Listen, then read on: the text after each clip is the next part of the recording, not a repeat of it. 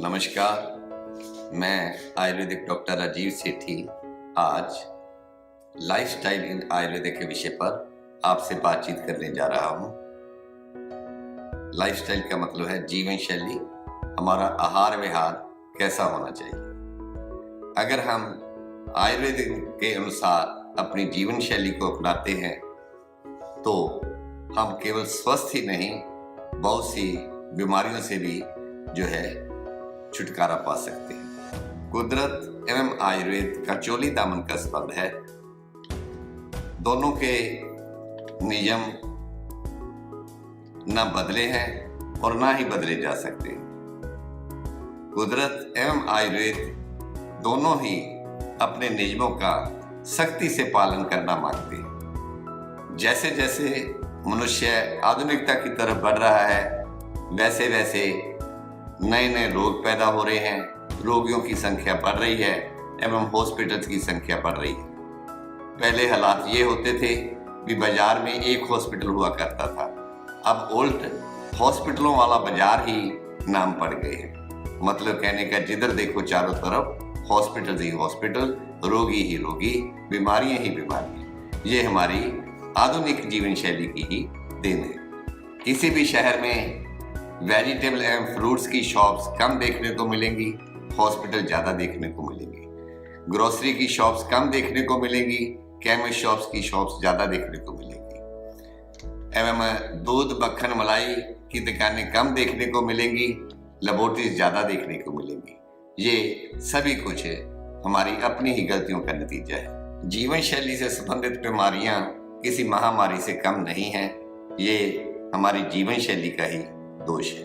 नए जमाने की जितनी भी बीमारियां हैं, चाहे वो डायबिटीज हो, हार्ट प्रॉब्लम हो, ब्लड प्रेशर है, थायराइड है, आर्थराइटिस है, डाइजेस्टिव सिस्टम से रिलेटेड प्रॉब्लम्स हैं, चाहे वो इरिटेबल बाउल सिंड्रोम है, एसिडिटी है, कॉन्स्टिपेशन है, पाइल्स है, बालों का छोटी उम्र में सफेद होना, आंखों का छोटी उम्र में दृष्टि का जो कम हो जाना, स्किन प्रॉब्लम्स का होना, इनफर्टिलिटी का होना, बहुत से स्त्री रोग भी इसमें शामिल हैं। इन सभी का संबंध जो है हमारी आधुनिक जीवन शैली से ही जुड़ा हुआ है। सीधे सीधे तौर पर मैं यही कहना चाहूँगा कि ये ढेर सारी बीमारियां जो हैं ये हमें आधुनिक जीवन शैली ने ही दी है। आयुर्वेद के नियमों को अगर हम सख्ती से पालन करें तो हम इन बीमारियों पर आसानी से विजय प्राप्त कर सकते हैं। मेरे द्वारा कही गई आज छोटी छोटी बातें आपको अटपटी से तो जरूर लग रही होंगी, मगर आयुर्वेद में इन छोटी छोटी बातों का बहुत महत्व है। हेल्दी लाइफस्टाइल के लिए सबसे पहले मैं चर्चा करूंगा दिनचर्या पर। दिनचर्या का मतलब अच्छे स्वास्थ्य के लिए हमें सुबह से लेकर रात तक जो भी काम करने होते हैं वो दिनचर्या के अधीन आ जाते हैं। सबसे पहले तो है ब्रह्म मुहूर्त में उठना। ब्रह्म मुहूर्त में उठने का मतलब सूर्य निकलने से लगभग 1.5 घंटा पहले हमें उठ जाना चाहिए। इसके लिए भी दो बातों का होना जरूरी है। पहली बात तो एक दिन पहले रात की जो नींद है वो 6 से 8 घंटे गहरी नींद हमें प्राप्त की, तभी हमारा सुबह उठने का फायदा है। दूसरी बात, रात का भोजन जो है वो अच्छी तरह पच गया। रात का किया हुआ भोजन तभी अच्छी तरह पच पाएगा अगर हम रात को सूर्य छिपने से पहले ही भोजन किया हो। आपके दोषज के अनुसार, वात पित्त कफ के अनुसार, आपकी प्रकृति के अनुसार, आपकी बीमारी के अनुसार इसमें मामूली तब्दीली लाई जा सकती है। सेकंड चीज, बच्चों को, गर्भवती स्त्रियों को एवं बुजुर्गों को ज्यादा आराम की जरूरत होती है, उनके लिए भी थोड़ी बहुत तब्दीली लाई जा सकती है। तीसरी बात, आप अगर किसी रोग से पीड़ित हो तब भी इसमें कुछ चेंजेस लाए जा सकते हैं, मगर फिर भी सूर्य उदय होने से पहले तो अवश्य उठ ही जाना चाहिए।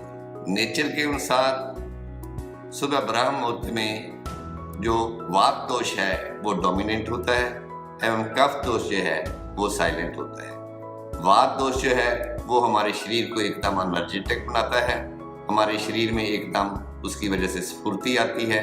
सेकंड नेक्स्ट चीज, सुबह जो है वातावरण एकदम शुद्ध होता है, क्योंकि रात को जो है प्रकृति ने रेस्ट किया होता है, पोल्यूशन वगैरह कोई नहीं होता।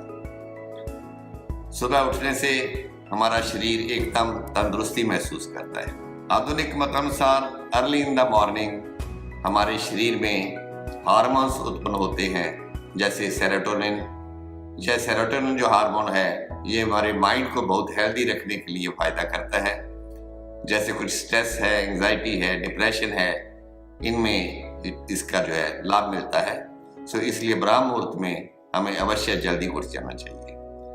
जिस काम की शुरुआत अच्छे ढंग से की हो उस काम का एंड रिजल्ट भी अच्छा ही होता है। सो इसलिए हमें समय पर उठना चाहिए। उठने के ठीक बाद हमें सिर्फ 2 मिनट के लिए मेडिटेशन करनी है। इससे हमारा जो मन है वो एक्टिव हो जाता है, ताकि हम अगले कार्यक्रम जो है दिन के कैसे करने हैं। इसके बाद हमें उषापान करना चाहिए। उषापान का मतलब 1 से 1.5 गिलास या 2 गिलास गुनगुने पानी के बैठने की पोजीशन में सिप सिप कर कर धीरे धीरे पीने हैं। पहली बात, इसमें हमारी बैठने की पोजीशन ठीक हो, ये पानी खड़े खड़े उषापान नहीं करना चाहिए। दूसरी बात जो है, इसको थोड़ा थोड़ा सिप सिप कर कर ही पीना है। जितने भी रात भर से हमारे डाइजेस्टिव सिस्टम में अनडाइजेस्टेड फूड पार्टिकल्स एवं अदर टॉक्सिन इकट्ठे हुए होते हैं, उनको उषापान लेने से बाहर निकालने में मदद मिलती है। उषापान के बाद हमें शौच जाना चाहिए। शौचालय जाने से पहले हमें जो है सभी सोचों को बाहर छोड़ देना चाहिए। किसी भी किस्म का मोबाइल जो है या न्यूज़पेपर है या और कोई अन्य सोचें हैं, ये हमारे साथ उस वक्त नहीं होनी चाहिए, क्योंकि इस काम के लिए जितना माइंड कंसंट्रेट होगा उतना ही हम प्रॉपर वे से जो है इस कार्य को पूरी तरह अच्छे ढंग से कर पाएंगे। शौचालय में हमारा जो पेट की प्रॉपर शुद्धि होनी चाहिए, कंप्लीट शुद्धि होनी चाहिए। अगर हमारा ध्यान मोबाइल की तरफ, न्यूज़ के पेपर की तरफ या और कामों की तरफ लगा रहेगा तो जो है कुछ ना कुछ मल का अंश हमारे पेट में रह जाएगा, और ऐसे छोटे छोटे कारण ही आने वाले समय में कब्ज या इरिटेबल बाउल सिंड्रोम की बीमारियों को रूप को धारण करते हैं। मल विसर्जन करते वक्त हमें मौन अवस्था में रहना चाहिए। कुछ किसी किस्म की बातें करना, अपने आप से या कुछ गाने वगैरह गाना, इन कामों में हमें व्यस्त नहीं होना चाहिए।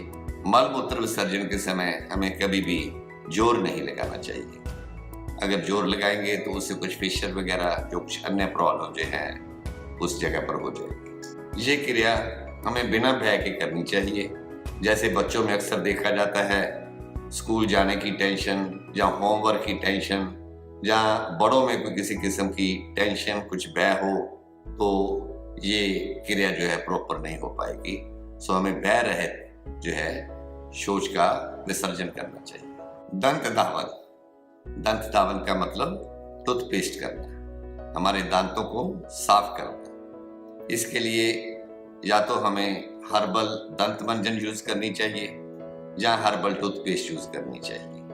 लगभग 3 मिनट के लिए हमें अपने दांतों को साफ करना चाहिए। इससे हमारी जो है माउथ से काफ़ी फ्रेशनेस आएगी। रात के जो कुछ डिपॉजिट्स वगैरह हैं माउथ में वो भी साफ होंगे, एवं हमारे दांतों की सफाई भी होगी, मसूड़ों की सफाई भी होगी और मसूड़ों को मजबूती भी मिलेगी। इससे मुख के रोग नहीं होंगे, दांतों की तकलीफ नहीं होगी एवं मसूड़ों के रोग जो है वो नहीं होंगे। हमें हर मील के बाद जो है टूथपेस्ट वगैरह हम दांतों की सफाई करनी अवश्य है। रात को तो बहुत ही आवश्यक है। दांतों के साथ साथ टंग को साफ करना भी जरूरी है। इसके लिए हमें मेटल का जो है स्क्रैपर यूज करना चाहिए। उससे हमें इस ढंग से टंग की जो है सफाई करनी है कि ताकि कोई जख्म वगैरह ना हो जाए। आस्ता आस्ता जितनी भी डिपॉजिट जो है टंग पर है वो उतारनी चाहिए। रात भर हमारे सोने के दौरान जितना भी आम रस है या और टॉक्सिन है वो जीभ पर जम जाते हैं। सो इसलिए इससे हमारा जो है टेस्ट बड्स एक्टिव होती हैं। सलाइवा जो एक्सेस में बनता है किसी के वो भी कंट्रोल में होता है और माउथ में एक फ्रेशनेस से भी मुंह में आती है। जीभ जो है, टंग जो है, आयुर्वेदिक डॉक्टर के लिए एक बहुत ही अच्छा डायग्नोस्टिक टूल है। जितनी भी हमारी टंग पर डिपॉजिट्स जमी होगी उससे ही एक अच्छा आयुर्वेदिक डॉक्टर जो है जठराग्नि की स्थिति को जान सकता है कि इसकी पाचन शक्ति जो है कैसी है। अच्छे स्वास्थ्य के लिए रोज हमने नस्य करना है। नस्य कर्म में हम नाक में कुछ घी या तेल वगैरह डालते हैं जिससे बहुत सी बीमारियों से बचाव होता है। अनु तेल जो एक स्पेशल प्रेपरेशन है जो आयुर्वेद में यूज की जाती है। जितने भी जो है हमारे अपर रेस्पिरेटरी ट्रैक्ट सिस्टम से संबंधित बीमारियां हैं, आंखों से संबंधित बीमारियां हैं या बालों से संबंधित रोग हैं, उनमें जो है ये बहुत फायदा करता है। इसके बाद हमें गंडूश धारण करना चाहिए। गंडूश धारण जो है दो ढंग से हो सकता है। एक तो तेल मुख में रखकर पूरी तरह जो है मुंह भर जाना चाहिए, उसको धीरे धीरे जो है तेल को घुमाना है 2-3 मिनट के लिए। या सेकंड होता है कुछ किसी द्रव्य का कषाय वगैरह कुछ जो है पानी में उबाल कर जैसे हर्ब्स को हम तैयार करते हैं। इन गंडूश की वजह से हमारे दांतों को जो है दृढ़ता मिलती है एवं हमारे मुख के रोगों से जो है छुटकारा मिलता है। एक्सरसाइज या व्यायाम, जिन क्रियाओं के करने से हमारे शरीर को थकावट अनुभव हो उसे हम व्यायाम कहेंगे। एक्सरसाइज करने के अलग अलग अपने अपने ढंग हो सकते हैं। किसी भी ढंग से जिस चीज में भी आपको एक्सरसाइज में आपको रुचि है वो काम आप जरूर करें। एक्सरसाइज करते वक्त जैसे सांस का फूल जाना, खूब पसीने से लथपथ हो जाना, ये एक अच्छे लक्षण है जो हम गैस कर सकते हैं कि हमें इतना व्यायाम करना चाहिए। इसमें कुछ योगा वगैरह किया जा सकता है, साइकिलिंग की जा सकती है, दौड़ना, कुश्ती वगैरह करना या कुछ जिम वगैरह लगाना या कुछ एरोबिक्स जो है करनी, ये सभी जो है क्रियाएं एक्सरसाइज के अधीन ही आ जाती हैं। व्यायाम करने से शरीर में स्फूर्ति बढ़ती है, सहनशीलता बढ़ती है, हमारा डाइजेस्टिव सिस्टम जो है वो एक्टिव होता है, खाना पचाने की शक्ति बढ़ती है, हमारे जो है मसल्स हैं वो स्ट्रॉन्ग बनते हैं एवं शरीर में एक दृढ़ता जो है आती है। व्यायाम करने से बुढ़ापा जो है वो भी जल्दी नहीं आता। एक व्यायाम को ऋतु के अनुसार थोड़ा बहुत कम या ज्यादा किया जा सकता है। ग्रीष्म ऋतु में एवं शरद ऋतु में हमें अपनी शक्ति के अनुसार थोड़ा सा कम व्यायाम ही करना चाहिए। दोषा के अनुसार कफ दोष वालों को ज्यादा व्यायाम करना चाहिए ताकि उनकी मेद धातु का क्षय हो, मोटापा वगैरह कम हो एवं जो है उनके जितनी भी कफ दोष की वजह से जो है प्रॉब्लम्स हैं वो व्यायाम के द्वारा इजीली सॉल्व हो सके। पित्त दोष वालों को मध्यम व्यायाम करना चाहिए एवं वात प्रकृति वालों को, वात दोष वालों को जो है सबसे ज्यादा अधिक व्यायाम करना चाहिए ताकि ये तीनों दोष अपने अपने ढंग से बैलेंस हो सके। व्यायाम के बाद कुछ देर समय करने के बाद हमें जो है अभ्यंग, जिसे हम तेल मालिश भी कह सकते हैं, सारे बदन पर करनी चाहिए। तेल मालिश करने से हमारे स्किन के जो है चमड़ी के जो पोर्स हैं वो खुल जाते हैं, स्किन एक्टिव कोमल एवं मृदु होती है। आजकल अलग अलग तरह की मसाज थेरेपीज भी चल रही हैं, हेड मसाज, फुट मसाज। इससे हमारी जितनी भी 7 धातुएं हैं, रस, रक्त, मांस, मेद, अस्थि, मज्जा, शुक्र, ये धातुएं पुष्ट होती हैं और शरीर को स्नेहन भी मिलता है। जो स्नेहन, जो फैट्स हम भोजन के द्वारा प्राप्त करते हैं उसमें कुछ अंश जो है वो मल के द्वारा निकल जाता है, मगर जो स्नेह जो है फैट्स हैं, ऑयल है, वो हम मालिश के जरिए शरीर में भेजते हैं, वो पूरे का पूरा जो है शरीर को ही मिलता है। मालिश से कफ एवं वात दोष जो है वो शांत होते हैं, थकावट जो है वो दूर होती है। इससे एंजाइटी, स्ट्रेस एवं डिप्रेशन भी दूर रहते हैं। शरीर की मालिश के बाद हमें उद्वर्तन करना चाहिए और उद्वर्तन का मतलब है कोई सूखा पाउडर जो है बदन पर मलना, जिसे हम उबटन भी कह देते हैं। ये हल्दी का हो सकता है, मुल्तानी मिट्टी का हो सकता है या किसी भी हर्ब का फाइन पाउडर हो सकता है। व्यायाम के दौरान जो हमारे शरीर से पसीना निकलता है वो लवणीय एवं अम्लीय होता है। लवणीय एवं अम्लीय पसीने की वजह से ही हमारे शरीर में अनेकों तरह की फुंसियाँ वगैरह निकल आती हैं। इसके लिए हमें उद्वर्तन करना चाहिए ताकि स्किन से उसका जो दोष है वो दूर हो सके। इसके बाद हमें स्नान करना चाहिए। दिनचर्या में 2 ही काम ऐसे हैं जिन पर हमें सबसे ज्यादा समय लगाना चाहिए। एक तो शरीर की शुद्धि के लिए स्नान करना एवं दूसरा भोजन करने के वक्त। दोनों कार्यों में जितना समय अच्छा लगाया जाएगा उतने ही हमें लाभ मिलेगा। स्नान करने के लिए हमें जो हमारा बाथरूम है, स्नान घर है, वो स्वच्छ होना चाहिए, साफ होना चाहिए, वेंटिलेशन होनी चाहिए। उसमें जो हमने पानी यूज करना है वो ना अधिक गर्म और ना ही अधिक ठंडा होना चाहिए। बाहर के वातावरण के अनुसार जैसा टेम्परेचर है उसके अनुकूल ही हमें वैसा ही पानी यूज करना चाहिए। सिर के ऊपर हमें कभी भी जो है गर्म पानी नहीं डालना चाहिए, क्योंकि कारण ये इसके लिए हमारे या तो अनेकों तरह के बालों के रोग उत्पन्न होते हैं और एक ब्रेन के लिए भी थोड़ा सा हीट जो है वो अच्छी नहीं। पैरों के पर जो है गर्म पानी डाला जा सकता है, मामूली गर्म, ज्यादा नहीं, और सिर पर जो है हमेशा नॉर्मल टेम्परेचर ही रखना चाहिए। स्नान करने के लिए हमें ना तो पानी अधिक यूज करना है और ना ही पानी ज्यादा यूज करना है। उससे आगे हमारे स्वच्छता एवं सौंदर्य के जितने भी प्रसाधन हैं स्नान घर में वो नेचुरल होने चाहिए। नहाते समय हमें एक छोटा सा खादी का कपड़ा जो है उससे शरीर का पूरी तरह से घर्षण करना चाहिए, ताकि हमारे स्किन से जितने भी रोमकूप हैं, पोर्स हैं, वो अच्छी तरह खुल सके। स्नान करने से हमारे शरीर की जो है स्वच्छता होती है, हमारी बॉडी जो है रिचार्ज होती है, हमारा मन जो है वो प्रसन्न होता है और शरीर में से जो है जितनी भी मैल वगैरह है वो उतर जाती है। स्नान करते वक्त हमें जो है यौन अंगों की भी अवश्य सफाई करनी चाहिए। स्नान करते वक्त हम स्नान वाले पानी में गुलाब की पत्तियां, नीम की पत्तियां या जो है नींबू का थोड़ा सा रस मिला सकते हैं। उससे हमारे जो है पानी जो है वो भी कुछ सुगंधित लगेगा एवं हमारे शरीर में से पसीने की बदबू भी जो है वो नहीं महसूस होगी। इसके बाद हमने जो है अपने अच्छे साफ सुथरे वस्त्र डालने चाहिए। जो हमारे वस्त्र हैं वो हमारे जो है सीजन के अकॉर्डिंगली होने चाहिए। जैसे गर्मियों में हमें सूती कपड़े डालने हैं,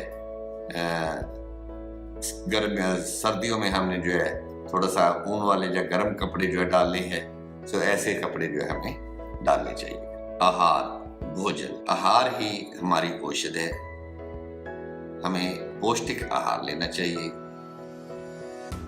आहार से हम अपनी सभी बीमारियों को कंट्रोल में कर सकते हैं। इसीलिए आहार को आयुर्वेद में बहुत प्राथमिकता दी गई है। हमारा आहार लघु हो, इजीली डाइजेस्टेबल हो, लाइट हो। हमें एकांत में सुख आसन में बैठकर मौन रहते हुए भोजन करना चाहिए। टेस्टी भोजन हमें मिलकर खाना चाहिए। मिलकर खाना खाने से खाना और भी स्वाद लगता है एवं वो पौष्टिक गुण ज्यादा बढ़ जाते हैं।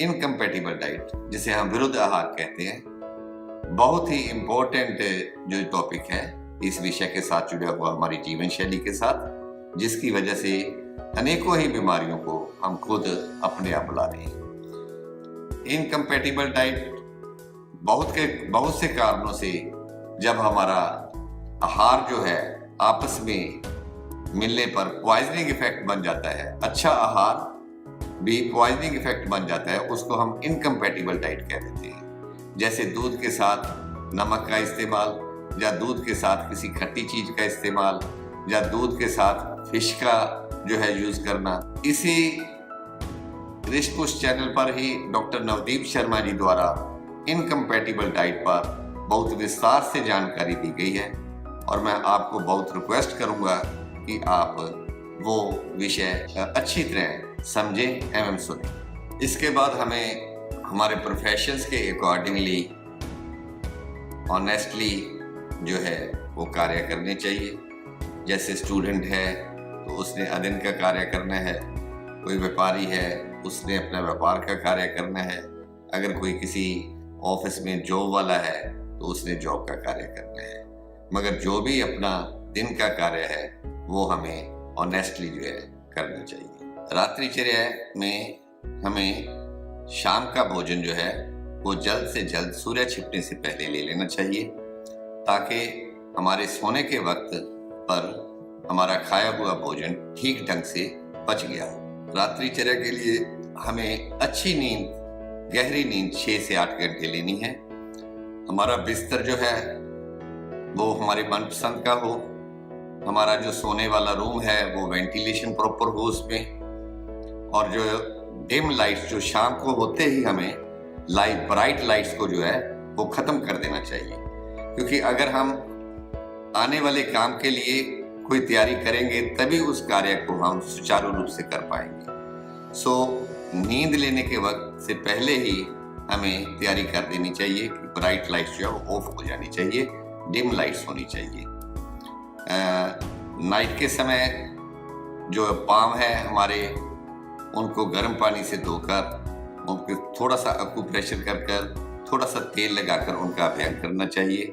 आफ्टर दैट जो है हमें बेडरूम में कुछ किसी किस्म एसेंशियल ऑयल जो है, जो हमें मन को बाती है, मन को अच्छा लगता है, जैस्मिन ऑयल है, रोज एसेंशियल ऑयल है, इनके फ्यूम्स वगैरह इंतजाम होना चाहिए ताकि हमारा मन जो है वो प्रसन्न अवस्था में हो, हम अच्छी नींद ले सकें। ऋतुचर्या का मतलब है अच्छे स्वास्थ्य के लिए हमें सीजन के जो नियम हैं उनको फॉलो करना चाहिए। आयुर्वेद के अनुसार साल भर में 6 ऋतुएं हैं। हर ऋतु में कुदरती तौर पर एक दोष जो है इम्बैलेंस होता है एवं दूसरा दोष जो है वो शांत रहता है। ऐसे ही दूसरी ऋतु में एक अन्य दोष जो है वो इम्बैलेंस रहेगा एवं दूसरा दोष जो है वो शांत रहेगा। हमारे आहार में 6 रस बताए गए हैं, मधुर, अम्ल, लवण, कटु, तिक्त, कषाय। एवं आयुर्वेद में आयुर्वेद के जो प्रिंसिपल्स के अनुसार 3 दोष है, वात, पित्त एंड कफ। सीजन के अकॉर्डिंगली हमारा जो आहार है वो उसमें हमने ये ध्यान देना है कि कौन सा रस हमने लेना है, ताकि हमारी ऋतु में जो भी दोष इम्बैलेंस है वो बैलेंस हो सके और जो शांत है वो शांत रहे। सो इसीलिए हमारे भोजन में 6 रसों का होना भी जरूरी है। सीजन के अकॉर्डिंग ही हमें जो है आहार जो है लेना चाहिए, जो सीजनल फ्रूट है वो लेने चाहिए। दूसरा होता है संधि काल। संधि काल का मतलब 2 ऋतुओं में जो एक ऋतु के लास्ट वीक और दूसरी ऋतु का फर्स्ट वीक जो है, टोटल 14-15 दिन जो है, इसे हम ऋतु संधि काल कह देते हैं। एक ऋतु जब जारी होती है तो हमें उसका जो आहार है, जब विहार है, रहने सहने का ढंग है, या खाने पीने की जो चीजें हैं उन्हें आस्ता आस्ता छोड़नी चाहिए। एवं दूसरी ऋतु जो स्टार्ट हो रही है उसका जो वीक है उसे हमें आस्ता आस्ता जो है अडॉप्ट करना चाहिए। अगर हम अपने जीवन में एकदम चेंजेस लाते हैं तो वो भी बहुत बीमारियों को पैदा करती है। सदव्रत, जिसे हम मेंटल हाइजीन कह सकते हैं, मानसिक रोगों से बचने के लिए हमें सदव्रत का पालन करना चाहिए। मानसिक सदव्रत, चारित्रिक सदव्रत, धार्मिक सदव्रत एवं व्यक्तित्व सदव्रत, ये अलग अलग जो विषय बताए गए हैं। जैसे मानसिक सदव्रत है, विवेक से रहें, प्रसन्न रहें, चित्त चंचल ना हो हमारा, क्रोध, चिंता, ईर्ष्या, इनसे जो है दूर रहें। चारित्रिक सदव्रत में कुशल बने रहें, दूसरों को क्षमा देने वाले हों, धैर्य रखें, शांति प्रिय एवं सत्य प्रिय बने, ऐसे गुण हमारे में होने चाहिए। सामाजिक सदव्रत में हमें अतिथियों का सत्कार करना चाहिए, बड़े बुजुर्गों का सत्कार करना चाहिए, गुरुजनों का सत्कार करना चाहिए। सभी प्राणियों के प्रति हम आत्मीयता रखें, भयभीत जनों को आश्वासन दें, मुश्किल में पड़े लोगों की मदद करें, ऐसा हमारा व्यवहार होना चाहिए। धार्मिक सद्वृत्ति में हमें जो है धर्म में रुचि रखनी चाहिए। व्यक्तित्व सद्वृत्ति में जितनी भी बातें हमने डिस्कस की हैं, व्यायाम, आहार, ये सभी व्यक्तित्व सद्वृत्ति में आ जाती हैं। और एक किसी भी किस्म के नशे से हमने बचना है। कोई भी नशा हो वो बुद्धि का नाश करता है।